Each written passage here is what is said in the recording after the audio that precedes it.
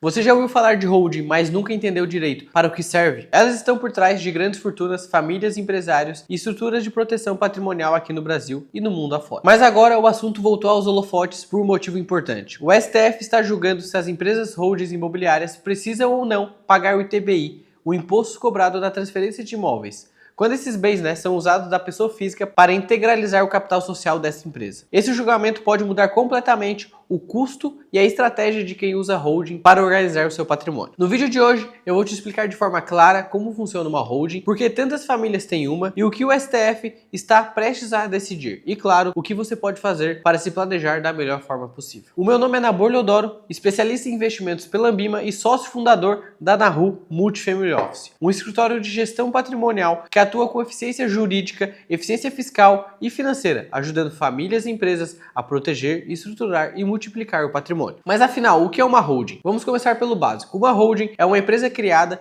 com o objetivo de centralizar a propriedade e o controle dos bens ou participações. Em outras palavras, ela não existe para vender produtos ou prestar serviços, mas para sim organizar e administrar o patrimônio de uma família ou de alguém. E existem dois tipos principais: uma holding pura, que apenas detém participações em outras empresas, então ela é usada para holdear o patrimônio em investimentos, ou uma holding mista, que além de administrar o patrimônio, também realiza atividades operacionais, como aluguel, gestão de imóveis e etc. E as vantagens são muitas. Facilita a sucessão familiar, já que é muito mais simples, a gente transferir cotas do que imóveis individualmente. Então tu somente transfere as cotas daquela holding para a pessoa que é a herdeira ali. E permite um planejamento tributário muito mais eficiente e oferece proteção jurídica, pois separa o patrimônio pessoal do patrimônio empresarial. E é por isso que praticamente toda grande família ou empresário estruturado tem uma holding. Ela é o cérebro que organiza o patrimônio e garante segurança e continuidade patrimonial durante décadas. Um exemplo prático: imagine uma família com 10 imóveis, em nomes diferentes, pai, mãe e 3 filhos. A gestão é uma confusão. Na hora de vender ou alugar, cada contrato tem que passar por todos. E se alguém vier a faltar, no caso falecer,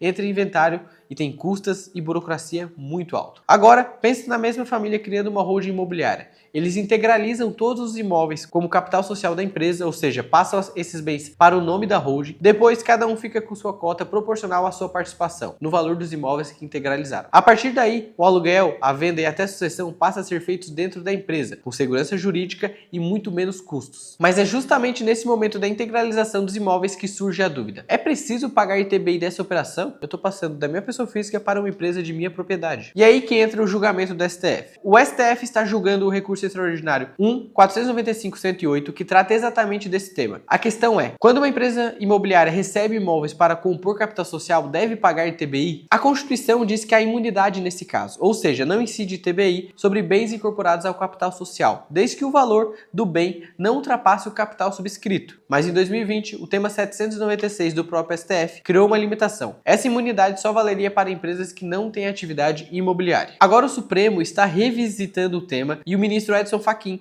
já votou a favor da imunidade total, defendendo que a natureza da empresa não deve limitar o direito constitucional à imunidade do ITBI. Se essa posição prevalecer, isso significa que nenhuma empresa, mesmo as imobiliárias, precisará pagar ITBI na integralização do capital social, ou seja, uma vitória enorme para quem tem ou pretende abrir uma holding imobiliária. E quais os impactos práticos? Se o STF confirmar a imunidade ampla, os efeitos serão imediatos. Criar uma holding ficará muito mais barato. Muitas pessoas freiam quando a gente vai pensar no pagamento do ITBI. Então o planejamento sucessório e patrimonial ganha força. E o setor imobiliário como um todo fica mais atrativo, especialmente para famílias que querem organizar seus imóveis. Por outro lado, se o Supremo decidir que as imobiliárias devem pagar ITBI, muitos planejamentos terão que ser reavaliados, porque o custo de integralizar esses imóveis pode subir de forma relevante. O ITBI em alguns municípios chega a 3% do valor do bem. Por exemplo, em Garopaba esse custo chega a 2%. Então, quando tu vai integralizar um imóvel de 1 milhão, tu acaba pagando 20 mil reais somente de ITBI. E é por isso que acompanhar esse julgamento é tão importante. Ele vai definir o rumo de milhares de planejamentos patrimoniais no Brasil. Mas quais são os cuidados e boas práticas que eu devo ter? Mesmo com a imunidade, é fundamental fazer tudo de forma técnica e documentada. Quando for integralizar imóveis, é preciso ter laudo de avaliação e documentos que comprovem o valor de bem